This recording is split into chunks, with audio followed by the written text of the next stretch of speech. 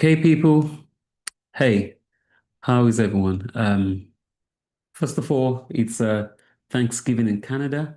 So I will say, I'll start off with Happy Thanksgiving to Canadians and whoever's celebrating. So I hope everyone's celebrating. Okay, so firstly, let's look over what happened on Friday. I think since then, the market kind of the story's back, by the dip is back working, and everyone is yeah, what I keep hearing on the streets is we're back. And what can I say more than yes, are we back? But let's have a look first and foremost. Let's share the screen quickly.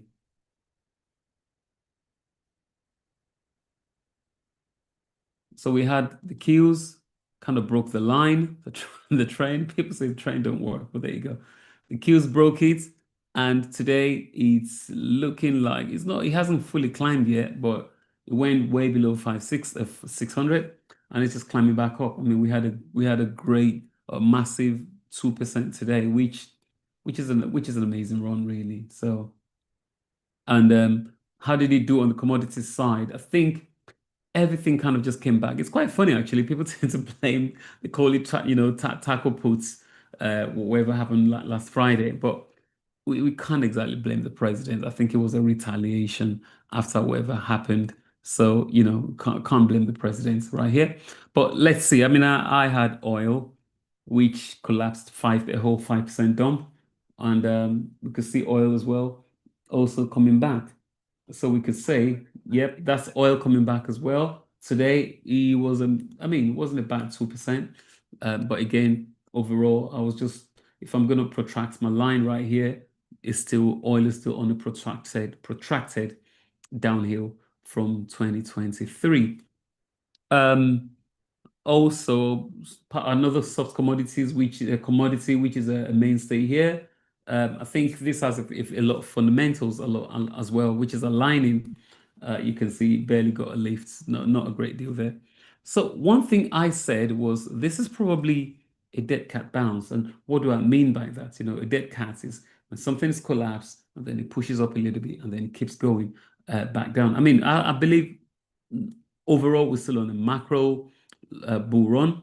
But I kind of feel like this is still a dead cat because, as you can see, the dollar there or the cable didn't make much run or make much move today. It was measly. It was down. So that means, we know when we short the dollar or the sterling, the pound or the dollar goes up, or the vice versa. If you go long on the sterling, then the dollar goes down. So right now, I think this pushed the market up a little bit. What I just try to keep saying, or what I keep saying to the guys is, do not get carried away. I mean, if you look also again at but we had the okay, let's quickly look at Nvidia. I was going to say we had a major suspect and they all delivered today. Nvidia also, that was a great almost 3% run today. So now let's go to the usual suspects. Of course, I think anything quantum, they were back on the run again on the raise. That's a 23%. If you look at the quantum there, 23%. We also had RGTI, which I was in a short on this on Friday, so I think I came out. But wow, that could have burnt a lot of people today if you're still in the short. So one thing is you need to know when to get out. Some people try to stay greedy. Um, Even though this kind of looks like to be fair, it's earnings run, really. We've got the earnings very soon. Also, we had, I mean, I'm just trying to digress. Someone called this the gift that keeps giving, and this is just been amazing. It's on fire, really. From a mirror version here, right there. So huge, outstanding, amazing rally. So that's been on as well. I mean, I do want to get into the macros. I mean, I saw something, but before I move into crypto, I saw something which is I'm going to call it a food for thought, really. But yeah, so still speaking about this, there's something else I wanted to talk about or I wanted to show. I think today's been great. Also, there was news from what's it called? There's news from um OpenAI. Yeah, that was actually great, really, because OpenAI, they had another deal with AVGO. And if you're going to think about AVGO, sorry, let's just, I was looking at France. Yeah, I mean, he had an initial 12% run before he cooled a bit today. I just keep wondering, where is OpenAI getting this money for all these deals? So, I mean, we're going to see everything unravel eventually. There was another thing there, which, the also, the poly market is predicting a rate cut, I think 92%, come end of the month. So there's still about a prediction of about three rate cuts before the end of the year. So again, that is still going to keep this thing driving. Again, you've got to have your wits with you. What I was going to say, my best explanation for what happened on Friday, the market has just been overly extended. It's gone too hot, and market needs a reason to collapse. So we know any little trigger, and you could see what happened there. I think lots of crypto traders were they, I'm sorry, they were rug pulled, unfortunately. So, but also we've got to understand. I mean, Trump said the November China tariff is still in place until the China deal. We had deals with China over and over per social media, but nothing in writing. This is something I said. So I doubt we get anything new, to be honest. But again, three Feds cuts coming. So today was just another rally day, I think, after that whole shot. And if you look at Bitcoin, I'm sure rebounded from that. I think, look at that. It went right on 102 and it's just rebounded aggressively today. So, well, not just today, since that time. Anyway, so I think there was a something. Where's the thing I wanted to share? Yeah, this was this is quite interesting. This just talked about the top 10 liquidation events of all time, just so you can see how bad it was.